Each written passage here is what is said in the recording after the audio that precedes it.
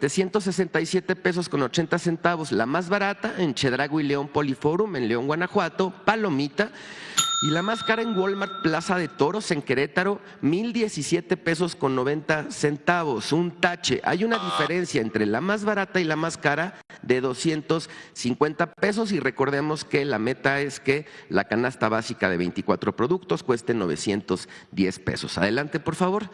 3 ciudades, Tlaxcala, Durango, Ciudad Neza en el Estado de México, la más barata en Tlaxcala, Soriana Hiper, número 74, 828 pesos con 50 centavos, palomita, y la más cara Walmart El Molinito, 963 con 30, tache. En Durango, la más barata, Soriana Hiper, 20 de noviembre, 839 pesos con 80 centavos, palomita. Y la más cara, Chedraui, en esta ciudad, que también le vamos a poner una palomita porque está por debajo de los 910 pesos. Ciudad Neza, Mega Soriana Aragón, 819 con 20, palomita. Y Bodega Aurrera, Avenida Central, 919 con 50, tache. Continuamos con el precio de la tortilla, que es tan importante, y aquí identificamos 3 tortillerías en nuestro monitoreo de 578 a nivel nacional. ¿Cuáles son las más baratas y las más caras? Pero vean, hay tortillerías que venden el kilo de tortilla entre 16, 18 pesos. Este es el caso de estas 3 que están ubicadas en los centros históricos de estas ciudades, Veracruz, Zacatecas y Tlaxcala. Les vamos a dar una palomita. Y en Campeche, Cancún y Mérida identificamos tortillas que venden el kilo entre 28 y 29 pesos. Es el caso de La Bendición en Campeche, El Negrito en Cancún y Rolos en Mérida, y les vamos a dar un tache. Continuamos hemos estado dándoles algunos ejemplos, no tanto de los establecimientos sino de las marcas, de los productos que integran la canasta básica. Y ahora vamos con el atún.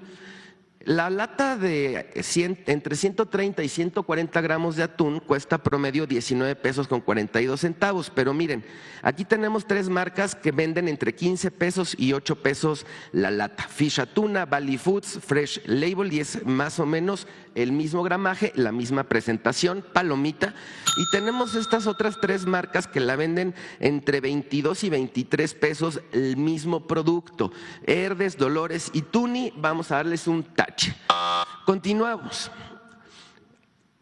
La revista del consumidor realiza un estudio de calidad, esto es muy rápido, entre la diferencia de quesos americanos e imitación de quesos americanos. Es muy importante para las familias mexicanas que tengan esta información. Imagínense, hay quesos que se dicen ser quesos que no cuentan con ningún porcentaje de producto lácteo. Entonces aquí ponemos este ejercicio para que lo revisen en la revista del consumidor de enero.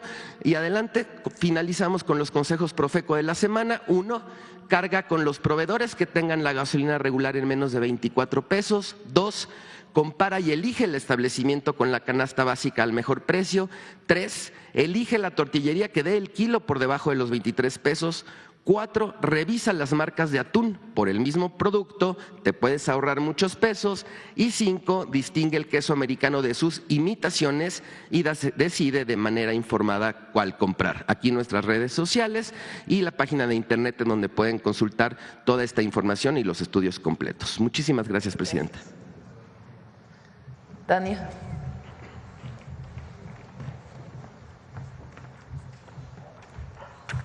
Presidenta, muy buenos días, un honor.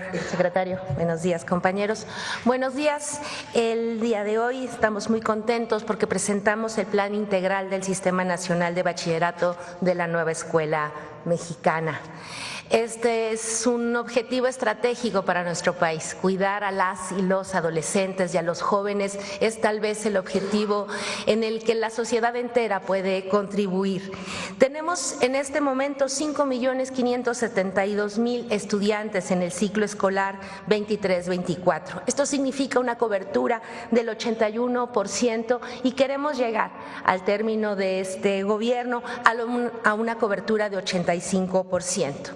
Esto significa fundamentalmente, y pasamos a la siguiente, por favor, tres grandes ejes de trabajo que vamos a desempeñar. Por un lado, fortalecer el sistema que tenemos, las escuelas, la calidad de nuestros planes de estudio, la capacidad creativa de nuestros profesores y, por supuesto, el cuidado de nuestros estudiantes.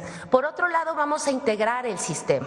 En este momento tenemos 31 subsistemas de educación media superior que hasta hace 2 años todos tenían planes y programas distintos y hoy vamos a ser capaces de integrarlos. Y por último, vamos a ampliar, es decir, vamos a crear más lugares ahí donde se necesita para que todas y todos puedan ejercer su derecho a la educación. Por favor, el que sigue. El eje 1 tiene como fundamento una idea profunda, la idea de fijar la noción de que nuestras escuelas, de que mi escuela me cuida y me abre puertas. Queremos jóvenes en las escuelas y los queremos contentos y aprendiendo. Para ello, vamos a actualizar los planes y programas de estudio del marco curricular común, para que todos tengan conocimientos significativos. Vamos a mejorar nuestros planteles para que sean adecuados no solamente para el estudio, sino también para la integración social. Estar en la escuela tiene que ser una sensación alegre y feliz para las y los estudiantes. Establecer también programas de integración e inclusión comunitaria de cuidado a la salud física y emocional. Como ustedes saben, la Secretaría de Educación Pública participa activamente en los programas de vida saludable y de cuidado también a la salud mental y la prevención de las adicciones. Por último, vamos a fortalecer las trayectorias hacia la educación superior para aquellos estudiantes que así decidan seguir estudiando, abriéndoles puertas, como decíamos de nuestra imagen, y por supuesto también facilitando para quienes así también lo decidan su transición a la vida laboral. Nada de estas acciones puede llevarse sin el reconocimiento a las actividades de los profesoras y los profesores, un actor sustantivo en el proceso educativo y que nosotros queremos reconocer. ¿Cómo? Por supuesto, impulsando la formación docente y su actividad profesional. Los y las profesoras de la educación media superior han demostrado un compromiso enorme durante todos estos años en el cuidado de las adolescencias y queremos apoyarles.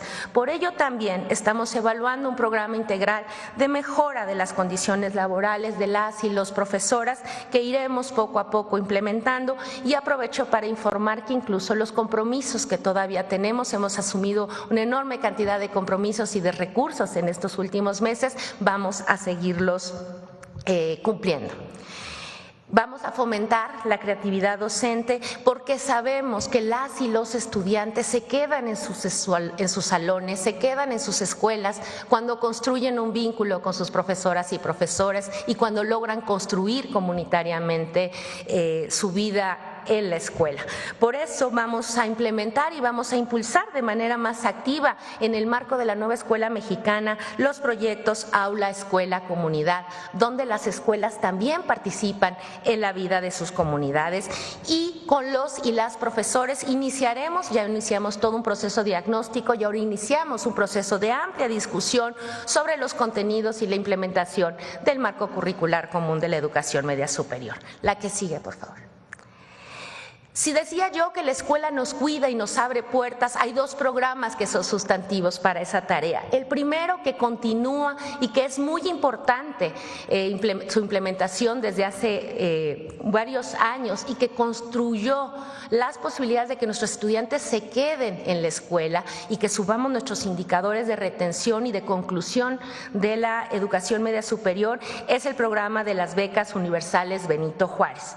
En esta ocasión, en el mes de febrero, se desarrollarán las asambleas informativas para incorporar y compartir con la comunidad escolar y los padres de familia este recurso que se pone a disposición de todos y todas las jóvenes preparatorianas de las preparatorias públicas. Son 4.224.381 personas beneficiadas con una inversión de 40,000 millones de pesos. Por otro lado, y esta tal vez sea la mejor noticia, una de las tantas buenas noticias que tenemos hoy con respecto a la educación media superior, es el que entra por primera vez el programa La Escuela es Nuestra a nuestras preparatorias y a nuestros planteles de bachillerato. Esto supondrá un nuevo modelo de participación en nuestras comunidades escolares. Se van a reunir, van a discutir y las y los estudiantes van a participar en la decisión de dónde invertir los recursos para su escuela. Y estamos seguros que eso va a contribuir a que todos y todas se sientan más contentos y las cuiden mejor. En función de la matrícula en los planteles se van a dar 600,000, 1,000,000 o 1,500,000 pesos para cada escuela. Eso supone la atención de más de 6,000 escuelas en este año y una inversión de 4,600 millones de pesos. Es un programa estupendo y es una gran noticia para todas las comunidades escolares. El segundo eje de trabajo es la integración de la educación media superior. Esto significa ajustar la propuesta de construir un sistema nacional. Decía yo hace un momento que teníamos 31 subsistemas y durante mucho tiempo cada uno con sus planes y programas de estudio.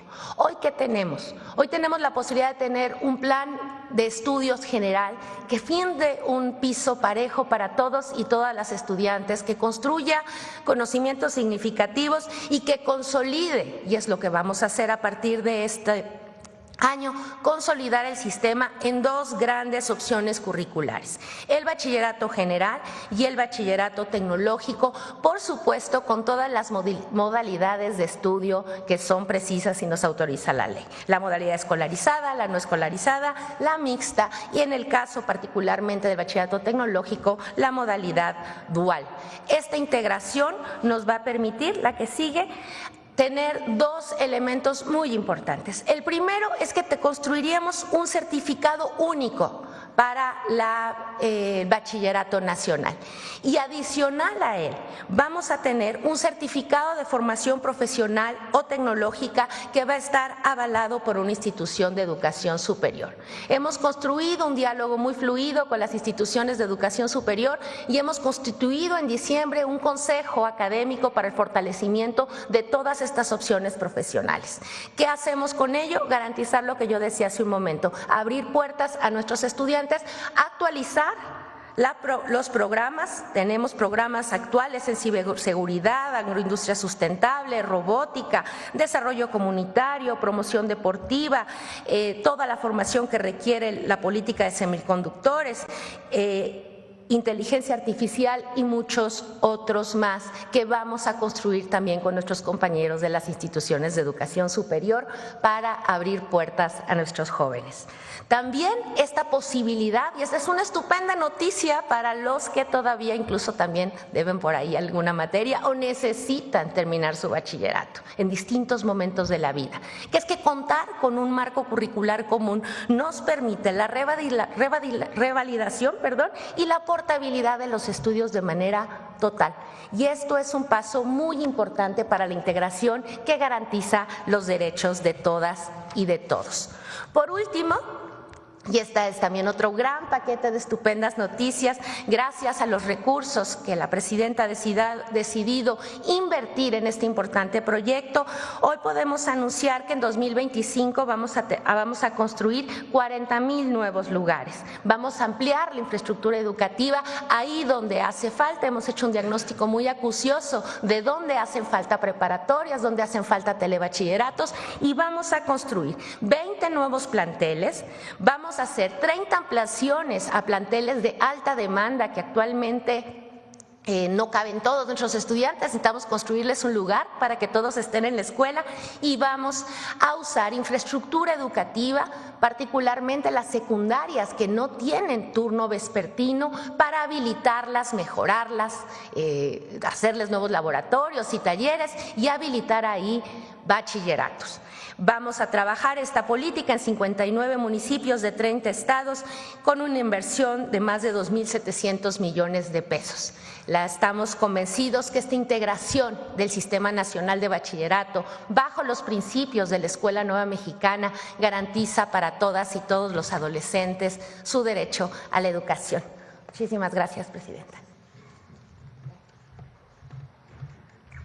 A ver, vamos a traducir para todas y todos. ¿De qué se trata? Actualmente hay 32, ¿no? O 31. 31 sistemas de educación media superior. La educación media superior pues es preparatoria, CETIS, CEBETIS, CONALEP, en fin, algunos son federales, o sea que los coordina la Secretaría de Educación Pública del Gobierno de México, y algunos son estatales, los coordinan las secretarías estatales de Educación Pública. ¿Qué queremos de todos estos 31 sistemas distintos? Orientarlos a dos sistemas, el Bachillerato Nacional General y el Bachillerato General Tecnológico. Entonces todos los CETIS, CEBETIS, CONALEP, etcétera, etcétera, van a ser parte del Sistema Nacional de Bachillerato Tecnológico. ¿Qué queremos? Pues orientar los planes de estudio trabajando con las y los profesores, que es muy importante. Ya se hizo un esfuerzo con el presidente López Obrador, cuando Leti era secretaria de Educación Pública, para incorporarlos a la nueva escuela mexicana, pero vamos a hacer un esfuerzo adicional, para que no importa si vas a un CETIS, a un CEBETIS, a un CONALEP, tienes una formación básica equivalente. Y después ya cada uno se especializa en sus temas. ¿Qué otra cosa es muy importante? Pues si vas a salir con un título, con una validación de tus estudios general para todos. Entonces si dices, bueno, yo llevé mi educación media superior en el CETIS de Iztapalapa, de tal lugar, pero tengo un certificado único. No importa si estudié en Yucatán, si estudié en Baja California, en la Ciudad de México, en Hidalgo, etcétera. Y después, acompañado de eso, vas a tener otro certificado, validado por el Instituto Politécnico Nacional, por el Tecnológico Nacional de México. De tal manera que la educación media superior pues tiene su integración con la primaria y la secundaria, pero también con la educación superior. Este es un esfuerzo muy importante para todos los jóvenes, que todos sepan que independientemente de la escuela donde van, son validados, reconocidos a nivel nacional por un certificado único. La otra cosa muy importante es que vamos a mejorar las condiciones de trabajo de los profesores. Ya hicimos un esfuerzo en el 24 y ahora en el 25, porque no podría ocurrir esto si no es mejorando las condiciones laborales de las y los trabajadores de la educación media superior. Esto es algo que no se había hecho nunca. Las preparatorias han ido creciendo conforme a la demanda, pero en realidad los sistemas están separados. Entonces ahora queremos unificarlos, mejorar la educación y además ampliar la cobertura. Hay lugares donde tienen que salir del pueblo o de la ciudad donde viven para ir a estudiar la prepa a otro lugar. Pues queremos que se puedan quedar ahí donde viven con sus familias para estudiar la preparatoria. ¿Cómo lo vamos a hacer? Con nuevos planteles, con ampliación de los planteles actuales y dando en las secundarias que solo tienen turno matutino el turno vespertino para las preparatorias. Son 3 formas de ampliar la matrícula para la educación media superior. Este año son 40,000 nuevos espacios que se suman a lo que ya existe y vamos a llegar hasta, ¿cuántos espacios en total? 200,000 nuevos lugares para preparatoria en el país, principalmente ahí en donde no hay preparatorias, donde no hay bachilleratos tecnológicos. Además, pues se fortalece el bachillerato a distancia, sea tecnológico o sea bachillerato general, y todo esto pues para fortalecer nuestro sistema educativo y sobre todo para que las y los jóvenes estén en la escuela, les guste la escuela, quieran la escuela, sean parte de este sistema y que en vez de estar en la calle, porque tienen de 15 a 18 años, en vez de estar en la calle, pues estén estudiando, que es lo que todas y todos queremos. Pues este es el programa del Bachillerato Nacional para todas y todos los mexicanos. Pues esta es la propuesta de hoy. Ahora sí, tomamos sus preguntas. A ver, vamos para acá, la esquina de este lado. Buenos días, presidenta. Mi nombre es Lucio Espinosa Chavira, vengo de La Paz, Baja California Sur, de T Baja. Felicitarla primeramente por ese informe de los 100 primeros días de gobierno, un informe lleno de realidades, un informe muy bonito y muy nutrido, y bueno, felicitarla.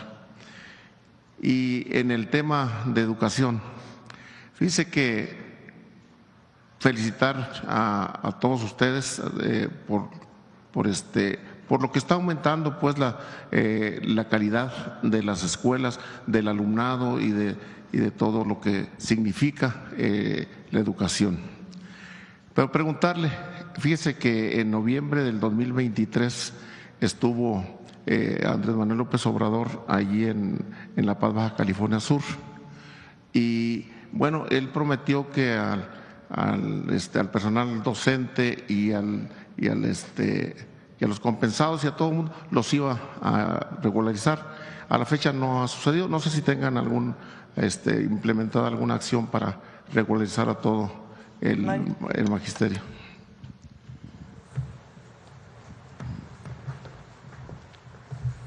Buenos días a todas y a todos. Efectivamente, uno de los puntos que ha planteado la presidenta es mejorar las condiciones de las y los maestros en educación superior. En el 2024 hubo un incremento importante al salario, hubo además medidas del bienestar. Se liquidó la mayor parte en el 2024. Quedaron algunos pendientitos en algunos estados que estamos resolviendo en estos días porque nos dio la instrucción la presidenta de la República. Entonces va a quedar perfectamente saldado, como lo mencionó la subsecretaria, porque en esta transformación del Bachillerato Nacional, de la nueva escuela mexicana, las y los maestros son fundamentales. Que logremos lo que la presidenta nos ha encomendado, que las y los jóvenes se queden en la escuela, que les guste la escuela, que les emocione la escuela, ahí los maestros son fundamentales.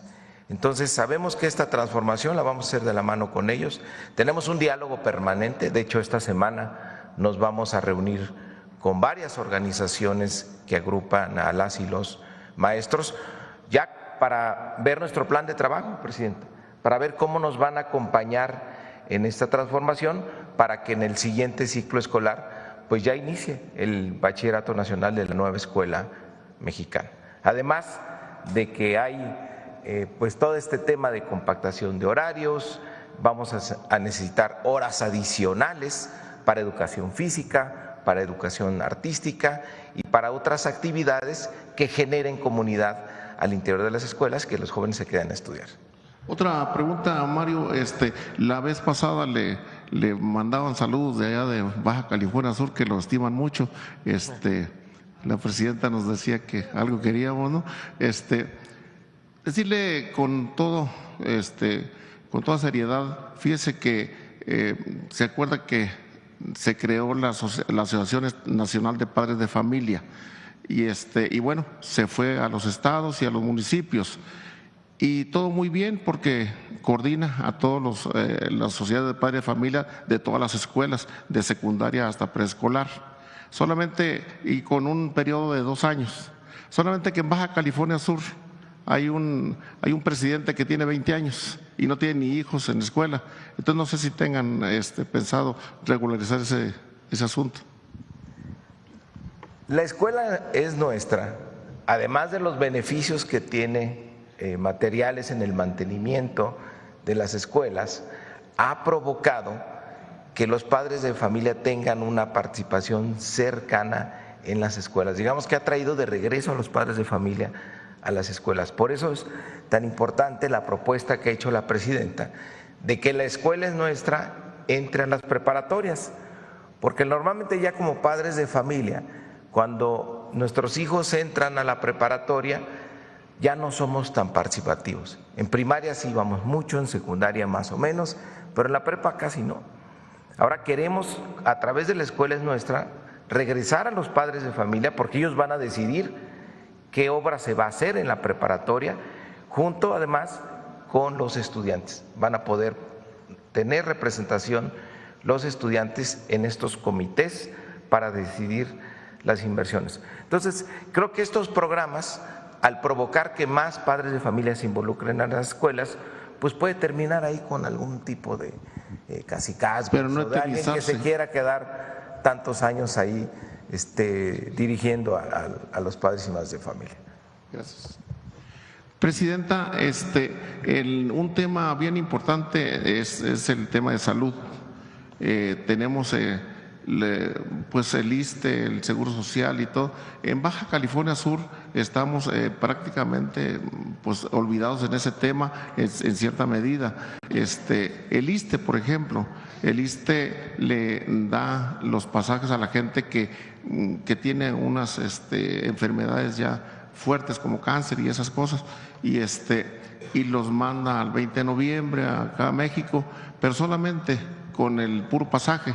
No saben si comen o no saben si dónde duermen, y llega aquí a México y resulta de que las citas ni siquiera están calendarizadas, y lo cambian a modo a 8 o 10 días más adelante, y repito, no tienen ni cómo sostenerse mucha gente. Vamos a presentar el día de mañana el fortalecimiento del ISSSTE. Nos toca el tema de salud, y además de informarles cómo va los medicamentos, la adquisición de medicamentos, etcétera, Martí va a presentar el programa del ISSSTE para este año.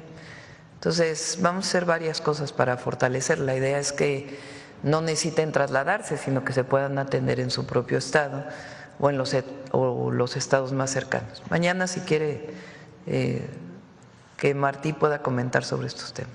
Gracias, presidenta. Y bueno, tenemos el mismo problema allá en Baja California Sur de los rancheros y de los agricultores que le está embargando INDEP, ¿sí?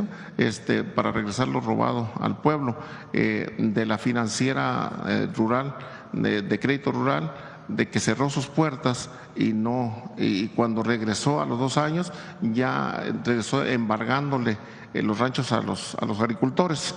Entonces ya ha tomado algo este problema los senadores. No debe ser así. Tenemos ya lo revisamos y lo presentamos, pero no debe ser así. Gracias.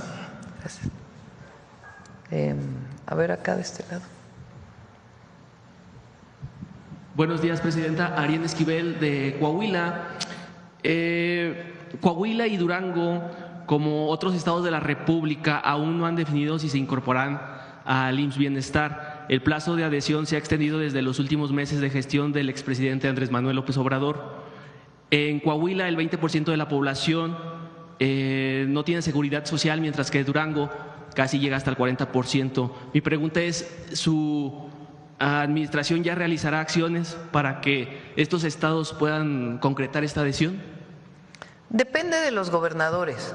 No vamos nosotros a forzar a nadie a entrar al IMSS Bienestar. Depende de ellos la decisión que quieran tomar. Si siguen manejando sus sistemas estatalmente y tienen el recurso que correspondía en su momento a lo que era el Seguro Popular, o se integran a un sistema nacional. Evidentemente, integrarse a un sistema nacional pues le da enormes beneficios, pero depende de cada uno de los gobernadores. Otra pregunta, presidenta. La quiebra de la siderúrgica AMSA Altos Hornos de México en Coahuila ha causado la pérdida de miles de empleos, y son los trabajadores de esta entidad los que viven en incertidumbre. ¿Su administración ha trabajado en algún plan para garantizar los derechos de los obreros afectados mientras actualmente se realizan subastas en esta empresa que buscan reactivarla? Sí, ha sido un proceso muy largo. Si recuerdan, en mis 100 puntos me comprometí a atender el tema de AMSA, lo estamos haciendo. Finalmente se declara en quiebra la empresa, que tardó mucho tiempo para ello, está en concurso mercantil. Y se está trabajando. Tuve antes de terminar el año una reunión con el secretario del Trabajo, con el secretario de Hacienda, que nos está ayudando a revisar el tema, y estamos viendo las distintas opciones. Nuestro objetivo, pues evidentemente, es que se recuperen los empleos. Entonces, yo espero que en poco tiempo podamos dar buenas noticias, y de todas maneras vamos a hacer un plan de justicia para los trabajadores, de tal manera que puedan tener pues lo mínimo indispensable las familias. Estamos trabajando en ello. Presidenta, ayer también pudo reunirse con gobernadores de todo el país. Si pudiera platicarnos qué se habló en esa junta, y también había prometido antes de que terminara el año que se iba a reunir con alcaldes de todo el país para revisar el Fondo de Aportaciones para la Infraestructura Social. Si nos puede hablar si ya se tiene fecha para platicar con ellos. Ayer nos reunimos con los gobernadores que son parte del IMSS Bienestar, justamente para hablar de hasta dónde vamos, cómo va a estar el abasto de medicamentos, etcétera, etcétera, y cómo fortalecemos al IMSS Bienestar. Fue una reunión para el fortalecimiento. Nos vamos a estar reuniendo por regiones para poder pues resolver algunos problemas que todavía existen y que podamos atender pues en los primeros 3 meses. Y con los presidentes municipales nos reunimos el 16 de enero. Tenemos una reunión con la gran mayoría de los presidentes y presidentas municipales. Vamos a hablar ahí de el FAIS para las comunidades de pueblos originarios y afrodescendientes. Vamos a hablar del tema de senderos de paz como una propuesta que ya depende de cada presidente o presidenta municipal llevarla a cabo, pero que es algo importante, y además pues la atención a las causas que se incorporen a este programa general que estamos llevando. Y también vamos a hablar de cómo coordinarnos para atender desde lo municipal, los estados y a nivel federal un programa maestro de agua para cada uno de los estados de la República.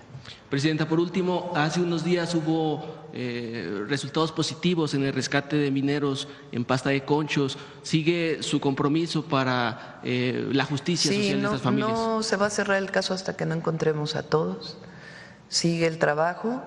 Estuvo hace poco en una reunión con las familias, le pedía a Leticia Ramírez que pudiera atenderlo de manera personal, además de a Laura, la coordinadora de Protección Civil, que por cierto hoy tuvimos una llamada con ella, está en Los Ángeles, ella coordinando las tareas. Mañana va a dar una presentación aquí en la mañanera de qué es lo que están haciendo para apoyar a los habitantes de pues la zona metropolitana de Los Ángeles, California, el equipo que se fue. Entonces estamos trabajando en esos temas. Adelante.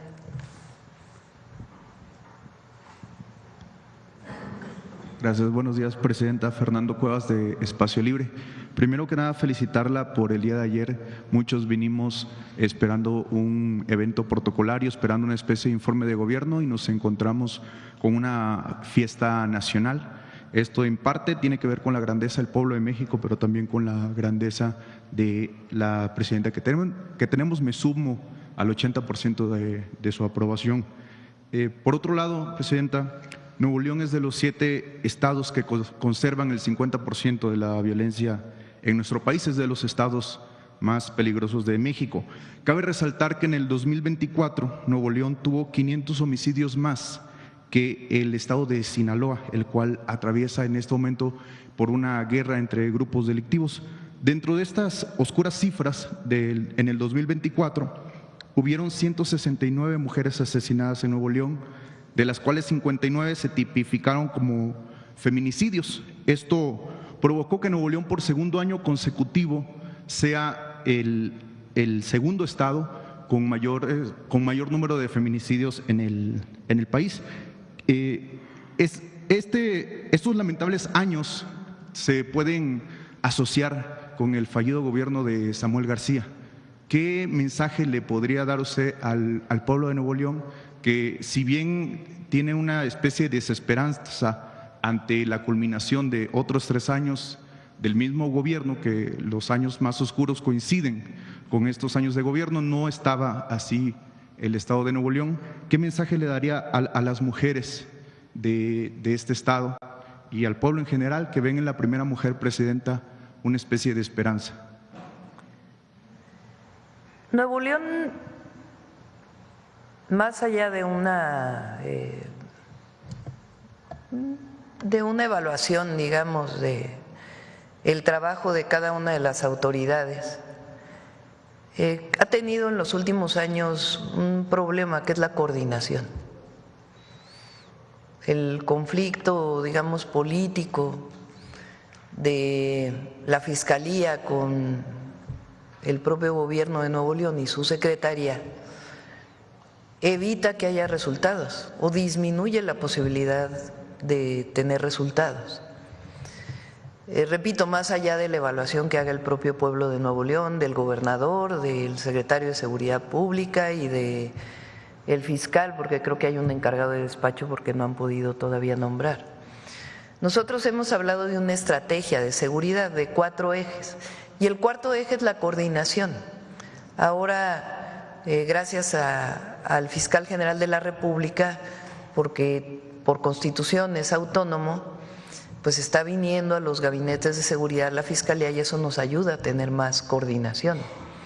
Entonces, independientemente de los temas políticos, deberían poner por encima de todo la seguridad de Nuevo León y coordinarse, que haya coordinación, porque el tema político pues siempre existe y debe existir, es parte de la democracia en nuestro país, pero que haya coordinación para atender desde la Secretaría de Seguridad y desde la Fiscalía Estatal pues las investigaciones que se hagan, las carpetas de investigación, la detención de delincuentes, etcétera, etcétera, en el término de la coordinación de las instituciones de seguridad.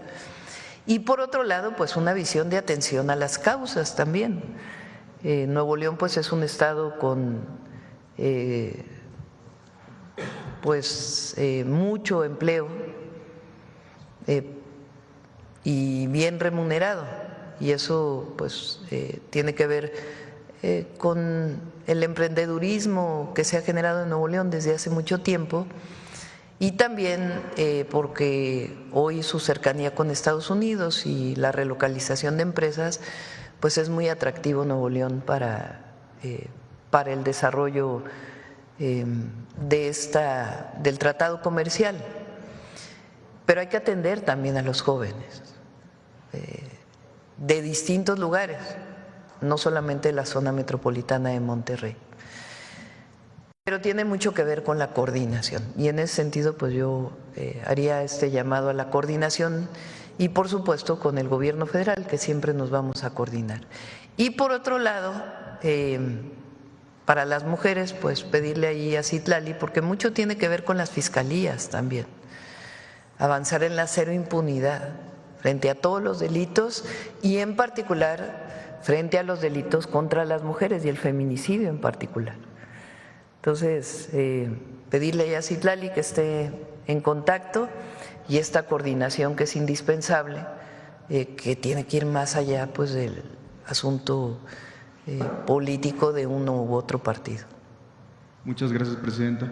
Por otro lado, el 30 de diciembre, un sujeto disfrazando la misoginia de periodismo trajo el tema del asunto legal que atraviesa la grafóloga Marifer Centeno aquí a la mañanera. En su intervención, él se refirió a una universidad como Universidad Patito, en la que, según él, hasta un ama de casa puede graduarse, como si ser ama de casa tuviera que ver con la carencia de capacidades. Afortunadamente usted, como decimos popularmente, lo paró en seco. El tema es que la persona que mandó a este pseudo periodista aquí es un violentador virtual, me refiero a Octavio Arroyo, conocido como Mr. Doctor, quien empezó a atacar a la grafóloga Marifer Centeno El audio que voy a poner es un resumen del contenido que él hace y lo expongo porque usted menciona de manera muy correcta que lo que no se nombra no existe y esto es algo que parece muy, muy grave. En breve continúo. Amiga, porque no has visto mi ese. La perra hay que callarla. Mosquita muerta para estar abriendo el hocico en estos términos. Hostia, también es vieja babosa. Y nomás quiero opinar porque tengo boca. Cállate tu boca. Con miedo, ¿verdad? Vieja babosa. Que te gorra de todos tus trabajos. Charlatán. No, vieja babosa. La vieja ridícula. Humillar a la gente. ¿Cómo? A la estúpida. La salud mental de Marifer está en juego. Analízalo, perra. Analízalo. Es muy desagradable, el audio es mucho más extenso, pero lo vamos a dejar hasta aquí. Usted ha propuesto cambios a la Constitución en beneficio de las mujeres, pero ante este tipo de contenido en redes sociales, ¿qué se hará desde el Gobierno de México? Usted mencionaba ahorita a Citlali Hernández. Citlali Hernández incluso ha sido víctima de un lenguaje de odio por parte de Ricardo Salinas Pliego, que se refiere a ella despectivamente, agrediéndola por su físico. Entonces, si esto sufre una secretaria de Estado, si esto sufre una persona famosa como es Marifer Centeno, pues es algo que puede… ¿Qué mensaje le daría usted a las personas, a las niñas de secundaria, a las niñas de preparatoria que pueden sufrir algún tipo de violencia, pero sobre todo, qué se hará a través del Gobierno de México? Yo contestaría en varios niveles, ¿no? El primero es el respeto. Ayer en el discurso dije que la discriminación, el racismo, el clasismo, el machismo, pues son reminiscencias de el colonialismo y de el neoliberalismo, y que eso tiene que quedar en el pasado. Todavía hay algunos que, como esta persona que se escucha en el audio, o como comentócratas de los medios, o personajes que se cubren en su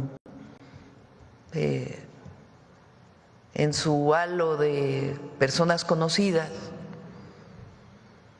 que utilizan estas palabras altisonantes o despectivas en contra de las mujeres. Entonces, respeto, lo primero, porque si no creen en la inclusión, por lo menos que crean en la tolerancia y en el respeto. Y a las mujeres se les respeta, igual que al pueblo de México se les respeta, igual que a México se les respeta. Entonces, entre todos y entre todas, porque este no es un asunto de censura o de prohibición, es un asunto de la revolución de las conciencias. Y entre todas y entre todos tenemos que ir dejando aislados todos estos comentarios. Claro, siempre está la vía de denuncia judicial, que algunas mujeres lo han tomado, y es respetable. Pero lo más importante es que cada vez todo esto se vea como algo del pasado. ¿Se puede hacer algo? El odio quedó en el pasado.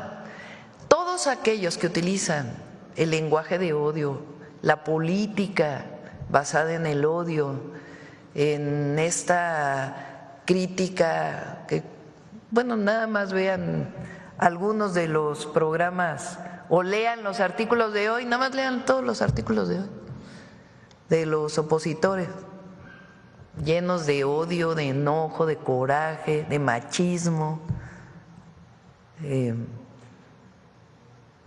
Pero cada vez se quedan más aislados. Y es lo mismo, entre todos tenemos que aislar el machismo, entre todas y entre todos, porque no solo es un asunto de las mujeres. Entonces, pedir respeto. Y segundo, aislarlos. ¿Quién les hace caso? Cada vez menos. ellos se leen, me refiero a la comentocracia,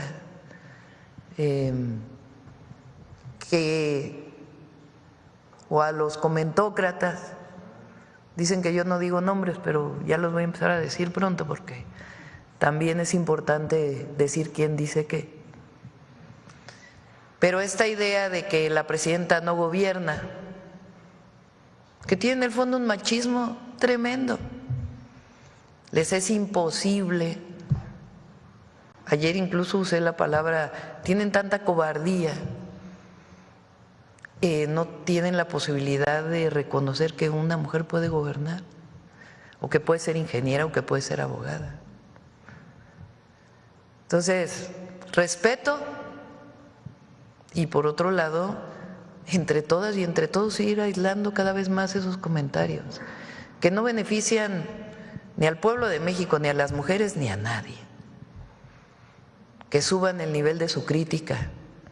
Si no están de acuerdo que aunque una persona se dedique a analizar la personalidad de las gentes, de las personas, a través de su letra, pues que digan por qué, que utilicen argumentos científicos, técnicos, pero estas palabras altisonantes, pues que se queden ahí aisladas y que cada vez menos gente las escuche porque que eleven el nivel.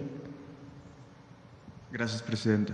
Por último, hay una crítica muy grande por parte de la comentocracia y de alguna parte de la sociedad acerca del programa Jóvenes Construyendo el Futuro. Por parte de algunos personajes de la sociedad reprochan el que ellos no tuvieron ese apoyo y que ahora les parece injusto que los jóvenes reciban ese ingreso.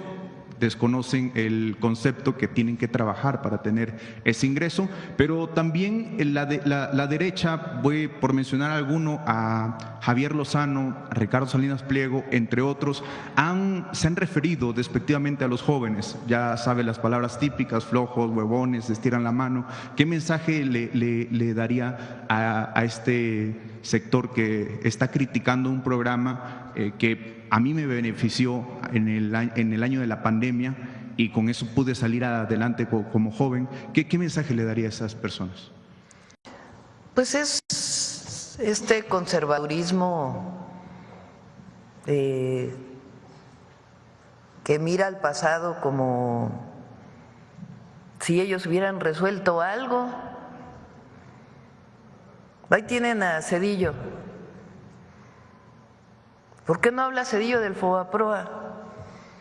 De los regalos que le dio a muchos empresarios en el rescate.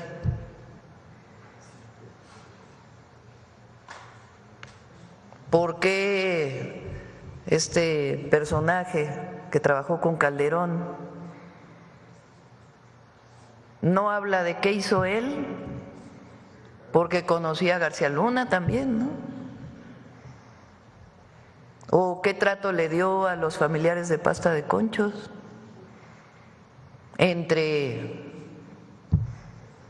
Es que ellos quieren regresar por sus fueros, pero el pueblo de México ya dijo basta. Ya dijo basta. Entonces, Jóvenes Construyendo el Futuro, pues como ustedes saben, es un programa en donde se le da el salario mínimo a un joven para que entre a un lugar de trabajo como aprendiz, para apoyar, se le apoya a la empresa y se le apoya al joven. Y más del 60% se quedan en el empleo. Entonces, Jóvenes Construyendo el Futuro le ha dado la posibilidad a cientos de miles de jóvenes de conseguir un empleo y en la mayoría de los casos se quedan en el empleo. Ya tienen esta posibilidad que si les dicen experiencia de trabajo, pues tienen experiencia de trabajo. Y con recursos públicos se le da el salario del primer año. Entonces es un programa muy exitoso. Pero también igual la pensión universal a las y los adultos mayores. y también el apoyo a personas con discapacidad, y también la beca que se le da a todos los jóvenes de preparatoria. Claro, ellos no están de acuerdo con eso, pero por eso perdieron, porque el pueblo de México quiere que continúe la transformación. Por eso ayer en el discurso decía, anhelan que yo rompa con el presidente López Obrador, pues se van a quedar con las ganas. ¿Cómo? Si luchamos juntos toda la vida, si eso fue lo que me comprometí con el pueblo, si es mi convicción darle continuidad a una transformación que inició en diciembre del 2018. Entonces, que sigan así, van muy bien, muy bien. Entre las palabras altisonantes y la crítica a los programas de bienestar y a programas como Jóvenes Construyendo el Futuro, que hoy ya son derechos del bienestar. Bueno, Jóvenes Construyendo el Futuro todavía tiene que aprobarse en la Constitución, pero es una decisión del pueblo de México y aquí no traicionamos. Entonces, síganle, van muy bien. A ver, acá y luego aquí atrás.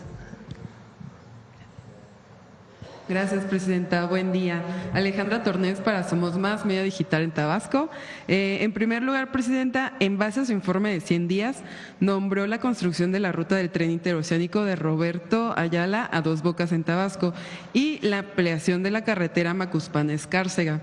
Preguntarle, presidenta, si tendrá fechas de inicio y la inversión que se realizará para estas obras. Si no tengo en este momento la inversión, a ver si nos las pasa Jesús Esteva. Este año inician las dos. La carretera va a llevar algunos años porque requiere recursos importantes, entonces por lo menos unos 3 años para terminarla. Y en el caso de esta vía que va hasta Dos Bocas, del interoceánico, yo creo que van a ser 2 años también. En un caso es Secretaría de Marina quien está desarrollando y en el otro caso va a haber licitación.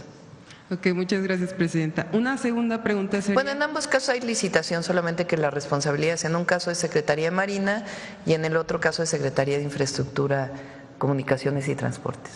Ok, muchas gracias, presidenta. Una segunda pregunta sería respecto a la atención a familias en la comunidad del Bosque en frontera Tabasco. Presidenta, el Gobierno de México atendió reubicando familias, pero aún queda un aproximado de 30 familias que continúan a la espera. Preguntarle sobre el apoyo a estas familias, si tiene algún informe que nos pudiera compartir. Le comentamos a Edna Vega, la secretaria de SEDATU, para que se pueda poner en contacto contigo para ver exactamente quiénes son estas familias y a todas se les va a atender. Ok, muchas gracias, presidenta. Una última pregunta y aprovechando la presencia del secretario. En Villahermosa circula información vía padres de familia del CEBETIS 32. Exhibieron un presunto incremento en cuotas de reinscripción. Preguntarle en primer lugar si se tiene conocimiento de incrementos en cuotas y preguntar si se tiene una regulación, algún tabulador al respecto de estas cuotas para el 2025. Sería bueno socializarlas.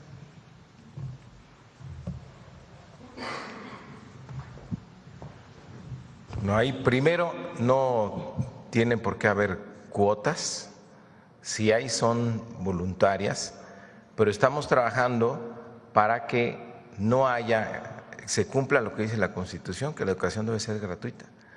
Entonces, que no haya cuotas ahí. Vamos a revisar el caso de ese CEBETIS y vamos a coordinarnos con el gobernador, porque las cuotas a veces las utilizaban justamente para hacer algún arreglo, mantenimiento a las instalaciones, y con la entrada de la escuela es nuestra, pues no va a ser necesario que se le cargue la mano a los padres de familia con las cuotas. Los recursos de la escuela es nuestra, van a servir para dar ese mantenimiento.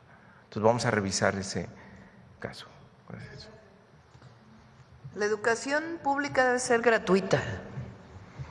En algunos lugares, sobre todo las universidades autónomas de los estados, hay cuotas de inscripción y colegiaturas en algunos casos.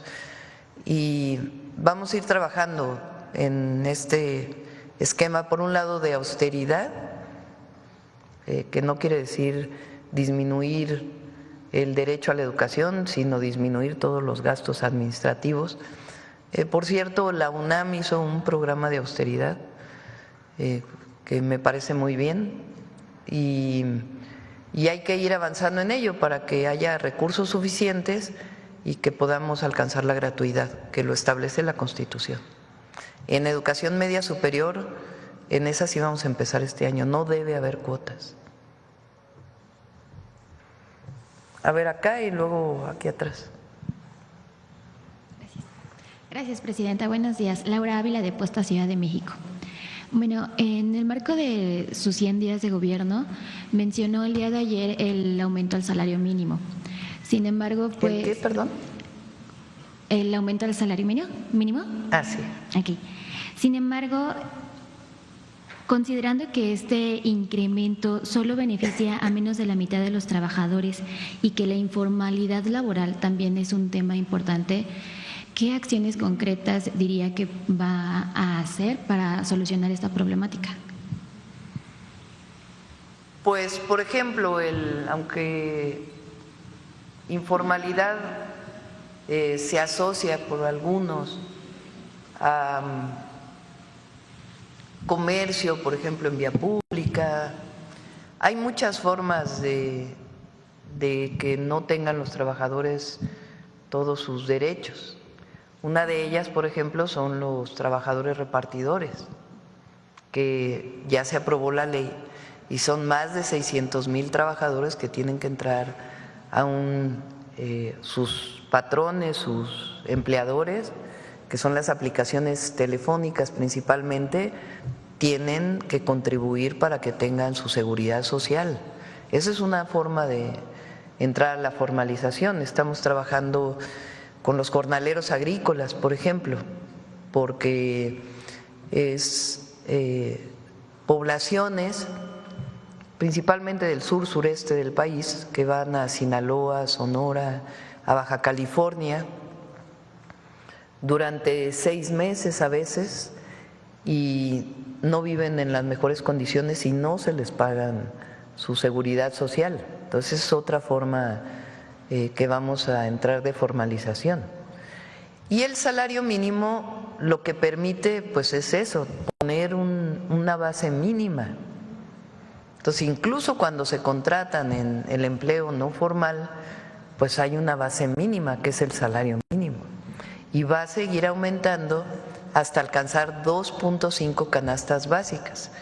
Con el salario mínimo hoy se compran 1.8 canastas básicas, de estas que cuestan hoy 910 pesos, que fue el precio que se puso en acuerdo, no como algo controlado, sino en un acuerdo entre gobierno y empresarios para dar esta canasta básica a este precio.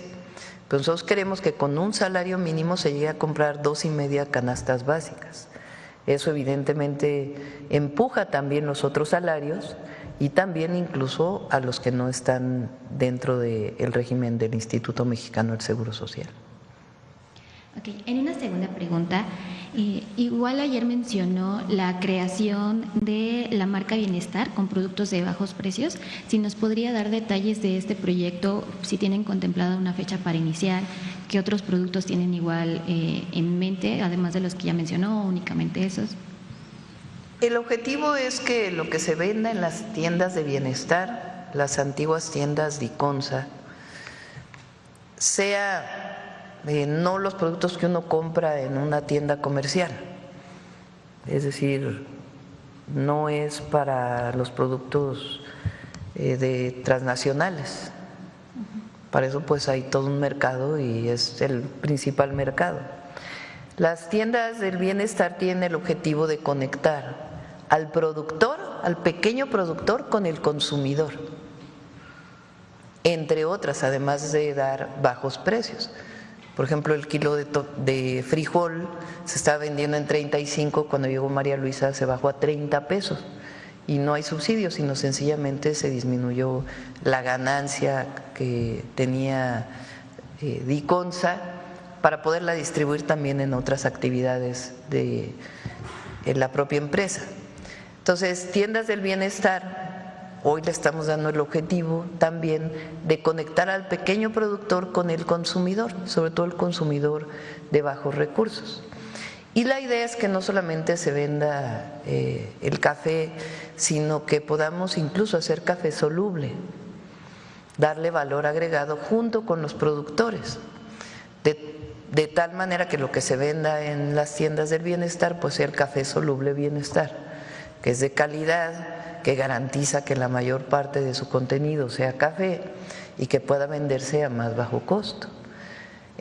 Para eso es la marca Bienestar, para venderlas en las tiendas Bienestar. Chocolate es lo mismo, se compra el cacao a los productores de cacao, a los pequeños productores de cacao, se juntan estos productores para darle valor agregado y se hace chocolate Bienestar, de buena calidad, que tenga un contenido muy alto de cacao, porque a veces el chocolate, así como decía hoy Iván, que el queso que se compran a veces no tiene queso, no tiene producto lácteo, igual que el chocolate Bienestar que se venda, producido y dándole valor agregado entre esta coordinación con los productores, los pequeños productores y alimentación para el bienestar, pues se pueda vender en las tiendas del bienestar. Entonces vamos a iniciar con café, cacao para el chocolate, para vender chocolate y miel, y después vamos a ir aumentando en otros productos. ¿Tiene contemplada alguna fecha? Ya este mismo año empieza, va a venir María Luisa a explicarlo aquí en una mañanera. Ok, y ya para finalizar, si nos puede dar sus impresiones generales del evento de ayer. Gracias.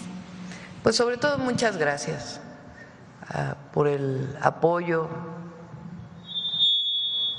Hay un entusiasmo, una alegría por lo que está pasando en México. No puede haber divorcio entre pueblo y gobierno. Eso fue la pauta que inició en diciembre de 2018 y así va a seguir siendo. Entonces, la rendición de cuentas sí se hace en páginas de internet, se hace en informes escritos, se hace para compras, para todo lo que sea necesario. Pero tiene que ver la rendición de cuentas con decirle al pueblo de manera directa lo que estamos haciendo. Y eso es lo que ocurrió ayer. Y el movimiento de la Cuarta Transformación está más fuerte que nunca. Eso es lo que les molesta a los adversarios políticos. Pero lo que hay pues es una revolución pacífica que inició en México en diciembre del 2018 y tiene que ver con el cambio de conciencia principalmente. Y ahí vamos a seguir y a seguir y a seguir, porque el pueblo de México es mucha pieza. Y hay que servirle al pueblo y darle siempre resultados para mejorar su calidad de vida, mejorar la educación, mejorar la salud y ampliar los derechos del pueblo. En la medida que se amplíen los derechos del pueblo de México, en esa medida se empodera el pueblo y se cumple. Y eso es lo que estamos haciendo y eso vamos a seguir haciendo.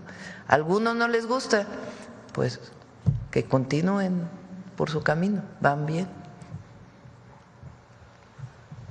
Aquí atrás. Buenos días, Presidenta. Buenos días a todos los compañeros y a los funcionarios. Soy Arnoldo Cuellar, vengo de Guanajuato, de un medio que se llama Laboratorio de Periodismo y Opinión Pública, PopLab, que también es parte de la Alianza de Medios de la Red de Periodistas de a pie. Estamos viviendo en Guanajuato un momento muy trascendente, después de que nos liberamos de este fiscal que tenía 15 años y 10 meses al frente, Carlos Amarripa, pero ahora lo importante es quién va a venir en su lugar. Y estamos viendo un proceso donde lamentablemente sentimos que hay una simulación de consensos entre el gobierno del Estado y el gobierno federal.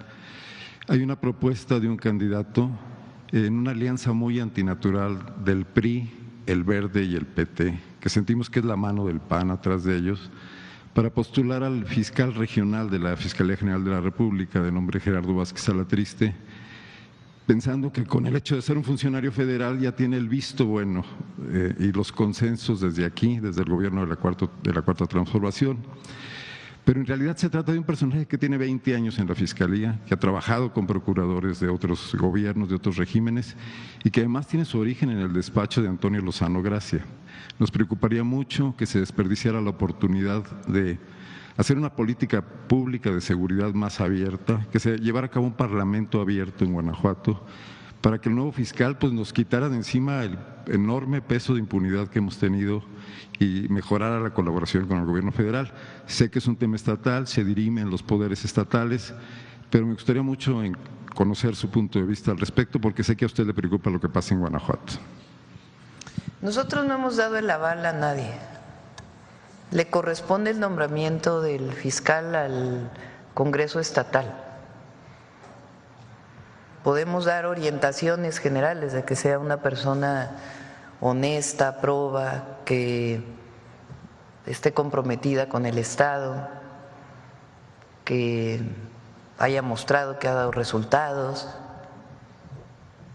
Entonces, nosotros no hemos dado el aval a nadie y depende pues del Congreso del Estado, donde nadie tiene mayoría calificada, como era antes, entonces tienen que tener el apoyo de diferentes fuerzas políticas, pero en efecto, que se busque al mejor perfil, hombre o mujer, que le cumpla al pueblo de Guanajuato. Entonces, pues ahí tiene que hacer una propuesta a la gobernadora, entiendo, y pues nuestra orientación pues es que se busque al mejor perfil. También puede haber una persona que mientras tanto esté en la fiscalía y también que demuestre, ¿no?, que tiene como encargado de despacho pues las facultades y la voluntad para trabajar. Entonces nosotros no hemos dado el aval, ni lo vamos a dar porque le corresponde al gobierno del Estado presentar su propuesta y al Congreso Estatal pues decidir si corresponde o no al mejor perfil que puede haber. Gracias. Y sí colaborar, coordinarnos, porque Guanajuato sigue siendo el estado con mayor homicidios en el país. Entonces, hoy presentaron viernes, sábado y domingo Guanajuato primer lugar y con mucho. Ahora representa pues casi el 20% de los homicidios un estado. Y tiene que ver no solamente con personas que estuvieron al frente de este tema, que evidentemente pues no hicieron su trabajo, sino tiene que ver también con un modelo de desarrollo en Guanajuato.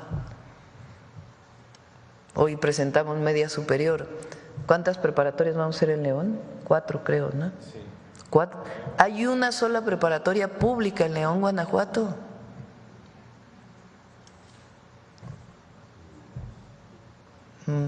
Uno de las ciudades que era más prósperas en el país y que hoy es de las ciudades con mayor número de personas en pobreza, mayor número de adicciones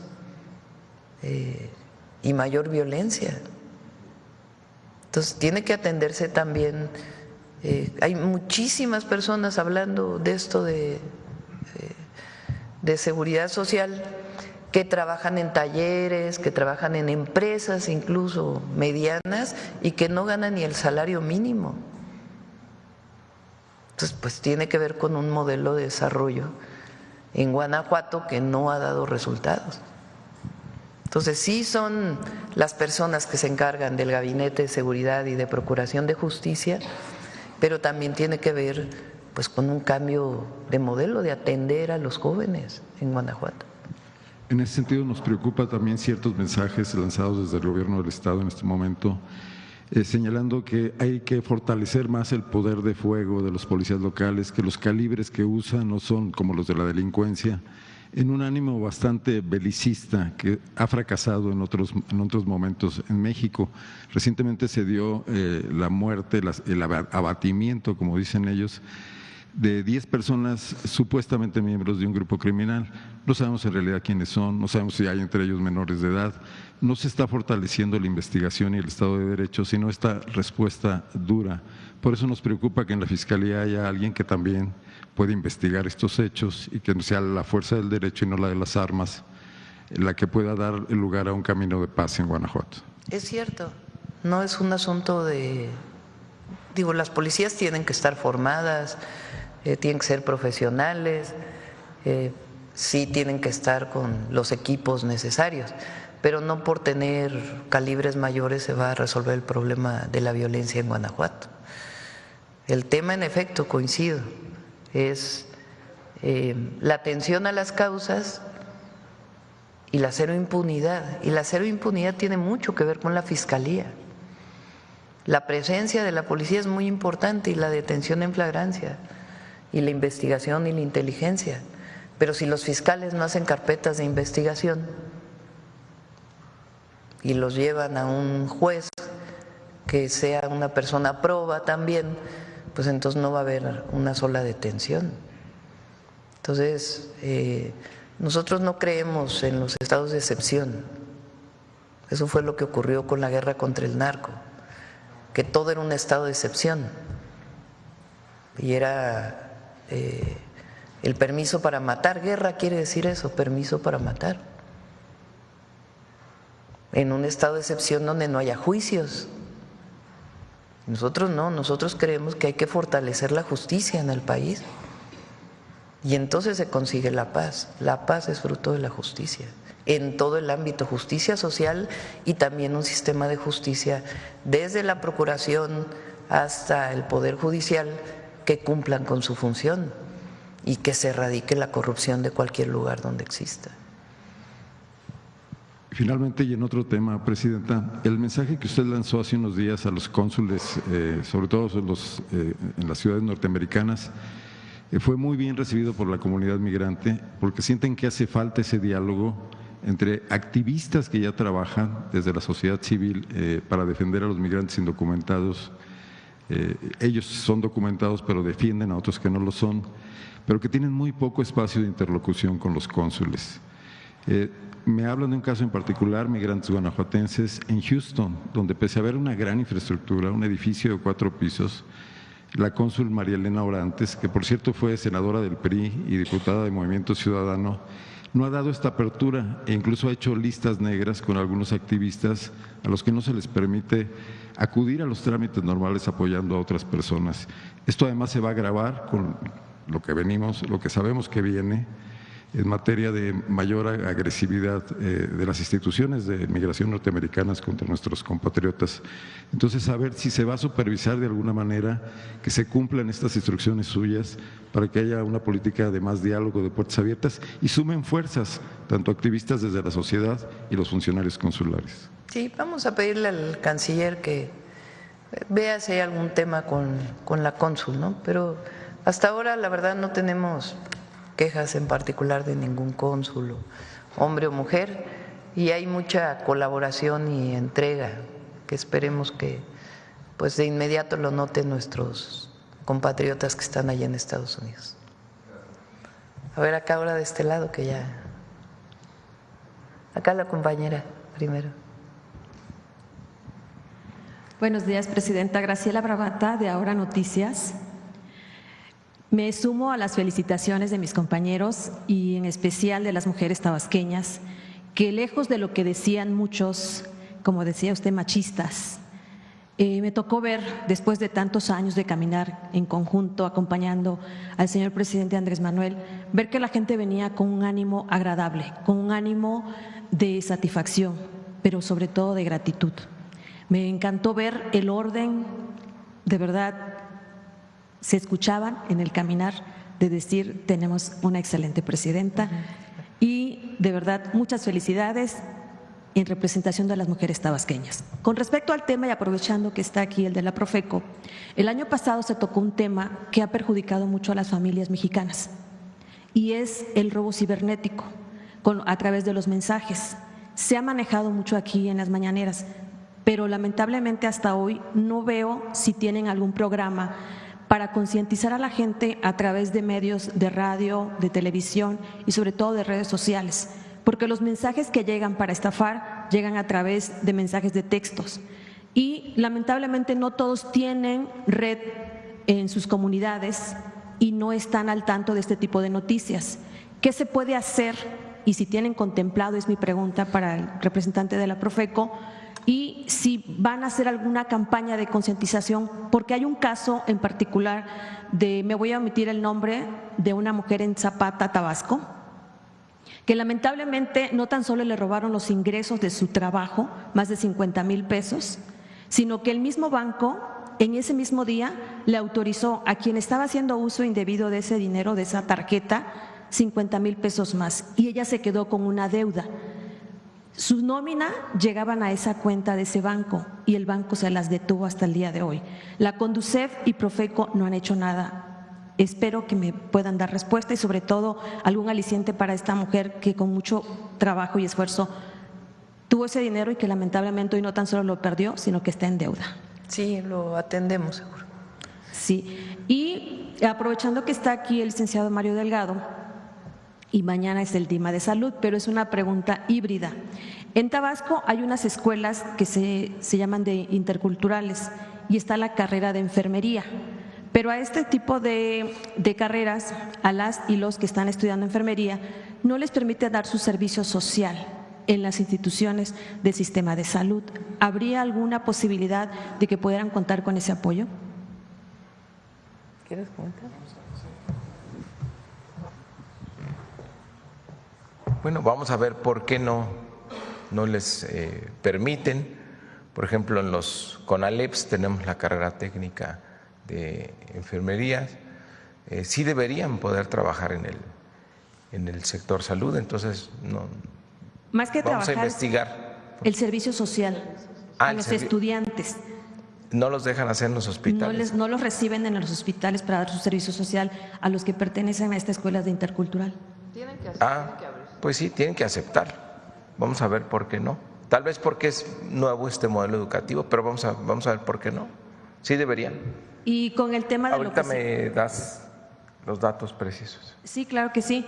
Y con respecto al tema de que expusieron del nuevo proyecto tan extraordinario, al igual que comentaba mi compañero, de que hay personas de que no tuvimos esa oportunidad que hoy tienen esta generación de la Cuarta Transformación, como los jóvenes construyendo el futuro.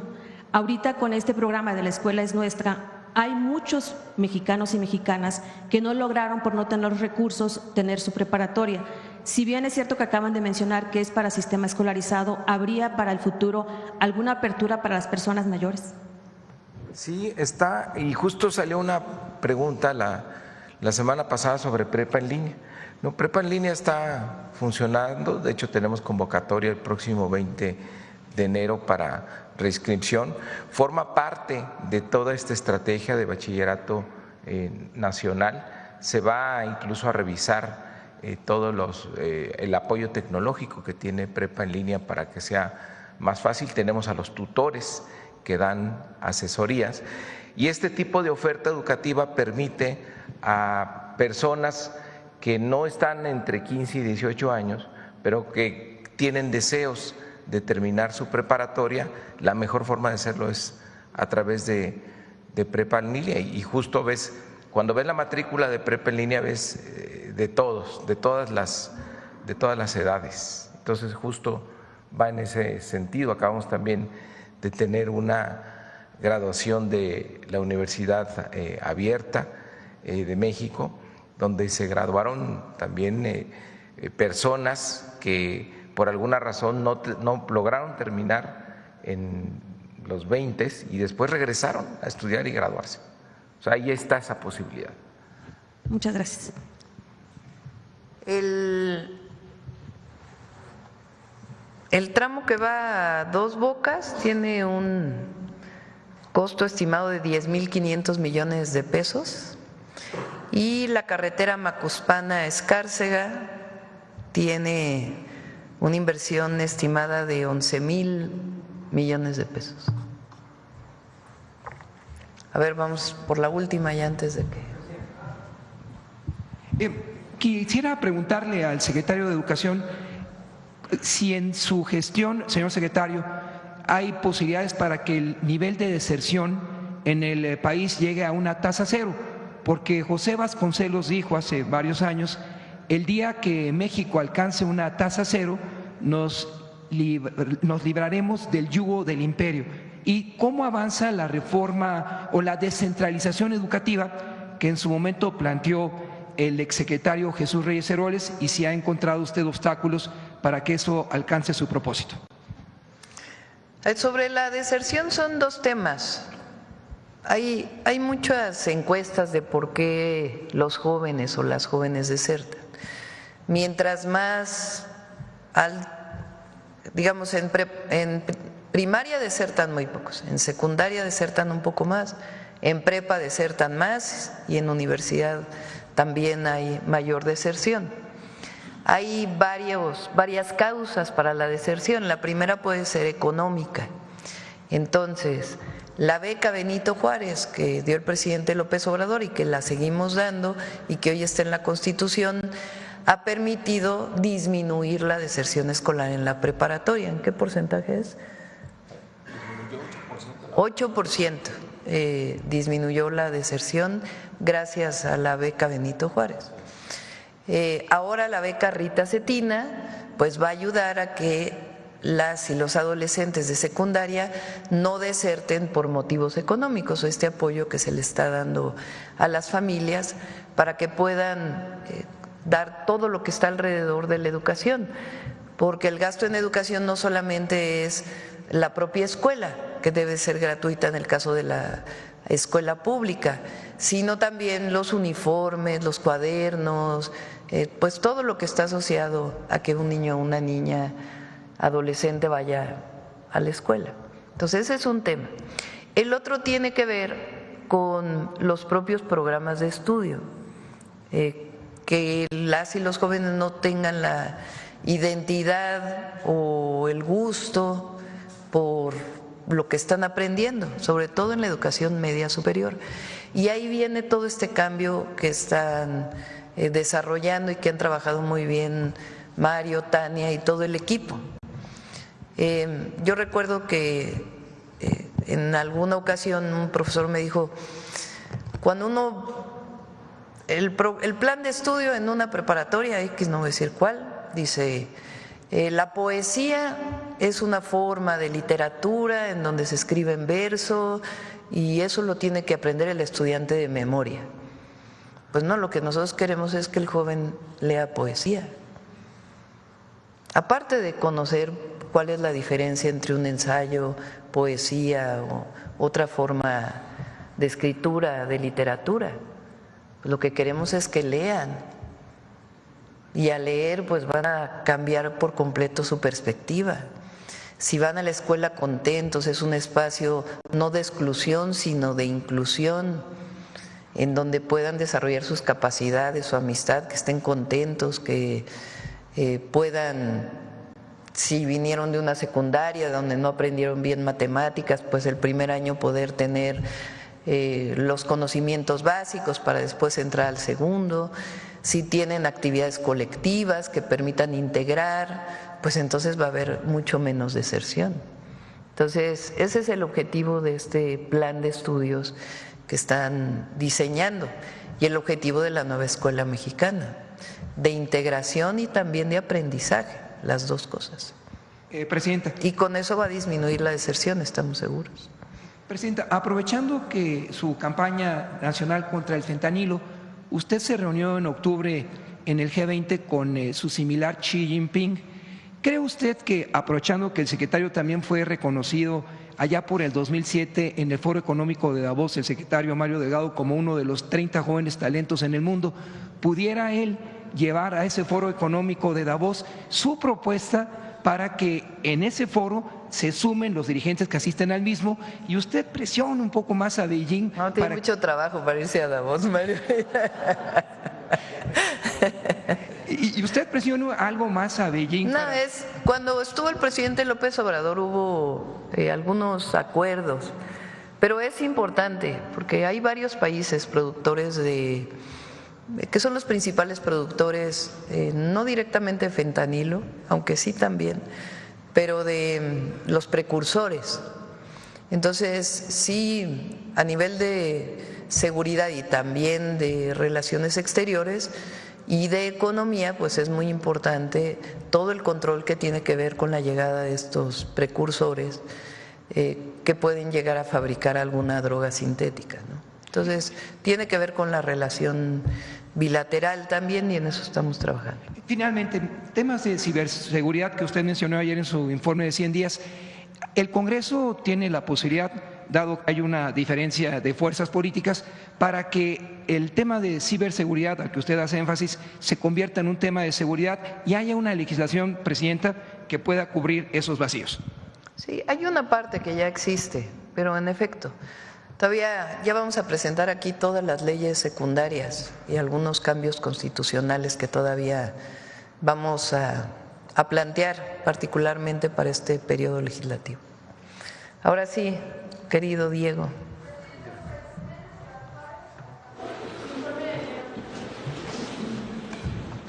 Muy buenos días, Presidenta, compañeras y compañeros del equipo de gobierno, amigas y amigos de los medios y quienes nos siguen en redes. En primer lugar, pues con una felicitación muy entusiasta a la Presidenta y al pueblo de México por estos 100 primeros días de gobierno y de transformación de nuestro país. Nos corresponde estar hablando del humanismo mexicano y un elemento fundamental del humanismo mexicano, uno de sus valores es la interculturalidad. ¿Qué significa la interculturalidad? Significa que podamos entendernos entre quienes hablamos lenguas diferentes, tenemos distintas maneras de comprender el mundo, de organizarnos en familia, en comunidad, en barrio, en sociedad, distintas cosmovisiones, distintas creencias religiosas, distintas maneras de pensar nuestra salud y nuestra vida. Anteriormente, la diferencia cultural en este país fue motivo, lo ha dicho la Presidenta cuando habla de las herencias del colonialismo, del neoliberalismo, las herencias del porfirismo, que son momentos en que las diferencias se constituyeron en motivos de discriminación, de exclusión, de dominación, de sometimiento o si no, abiertamente de despojo. Y eso dio lugar a una sociedad profundamente desigual, a una sociedad caracterizada por esta diferencia abismal entre la opulencia y la indigencia, que ya el generalísimo José María Morelos y Pavón se había encargado de denunciar y de plantear como un sentimiento de la nación la necesidad de disminuir la opulencia y la indigencia. Y esto entonces supone el trabajo de hacer lo contrario, constatar que la diversidad cultural es una riqueza en nuestro país, que desde fines del siglo pasado se define ya como una nación pluricultural cuya condición se sustenta originariamente en sus pueblos indígenas, no exclusivamente, pero sí originariamente. Y en esta idea de poder ilustrar la fortaleza de esta nación pluricultural y sentirnos orgullosos de un país que tiene una gran diversidad de lenguas, de grupos étnicos, de formas de vivir la comunidad y de visiones del mundo, es que como parte de los logros de estos primeros 100 días de gobierno, y claro, resultado de un trabajo que se gestó prácticamente desde el inicio del gobierno anterior, ya lo anunciamos el lunes pasado, el Museo Nacional de Antropología ha reabierto su segundo piso para poder ilustrar la fortaleza cultural de nuestros pueblos y comunidades indígenas y afromexicanas que por supuesto ya existían salas etnográficas en este museo, pero que se formaron en la idea de que estas culturas estaban como en retirada. Ahora sabemos que es todo lo contrario. Las culturas los pueblos indígenas y afromexicanos están más vivos que nunca. Y por eso, uno de los grandes logros legislativos recientes pues fue modificar el artículo 2 de la Constitución para reconocer, lo ha dicho la presidenta, que nuestras comunidades indígenas y afromexicanas deben ser consideradas sujetos de derecho público. Quisiera hoy entonces presentar un video que ilustra el trabajo que da lugar a esta reestructuración de las salas del segundo piso del Museo Nacional de Antropología que versan sobre la grandeza y diversidad cultural de México. Adelante.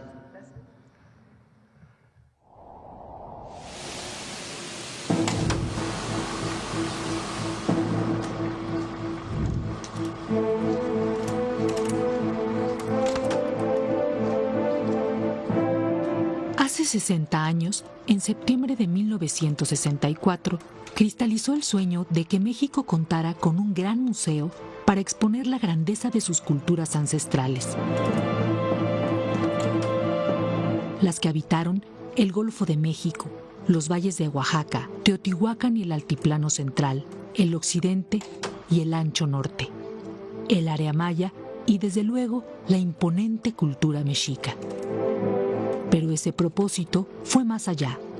Quiso mostrar también las culturas vivas que habitan las más diversas latitudes de nuestra geografía nacional, herederas directas de ese pasado cuyas costumbres, obras y modos de habitar son resultado de conocimientos ancestrales heredados por generaciones que han resistido la adversidad y preservan nuestras raíces más profundas.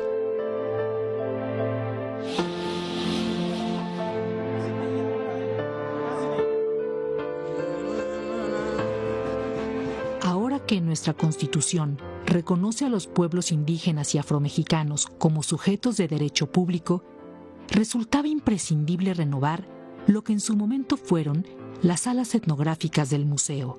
Se trató de un reto mayúsculo para expresar la vitalidad y fuerza de nuestra diversidad étnica, lingüística y cultural. Lo que supuso incorporar los estudios de cientos de especialistas y de los mismos pueblos originarios a fin de acercarnos a sus procesos culturales y formas de vida actual,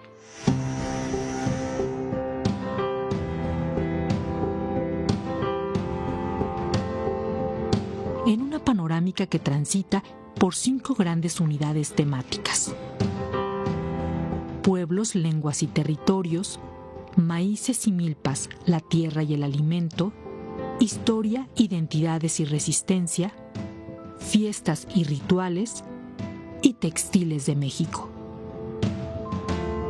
Tras 4 años de investigación y trabajo colectivo, y como parte del proyecto prioritario Chapultepec Naturaleza y Cultura, el segundo piso del Museo Nacional de Antropología se renueva, en homenaje a las mujeres y hombres que a diario construyen las identidades locales y regionales. Un espacio para visibilizar las lenguas originarias, las cosmovisiones, la ritualidad, la economía, el arte, la alimentación y los procesos históricos y culturales de los pueblos indígenas y comunidades afromexicanas. Un reconocimiento a la diversidad cultural de México para combatir la desigualdad, el racismo y el clasismo y aprender a revalorar las formas de vida y el pensamiento original del México profundo. Con más de 6,000 metros cuadrados de museografía y 4,500 objetos, se hacen presentes más de 70 pueblos vivos. Nunca más en el olvido los pueblos indígenas y las comunidades afromexicanas, quienes son base y sustento de la diversidad identitaria y del humanismo mexicano.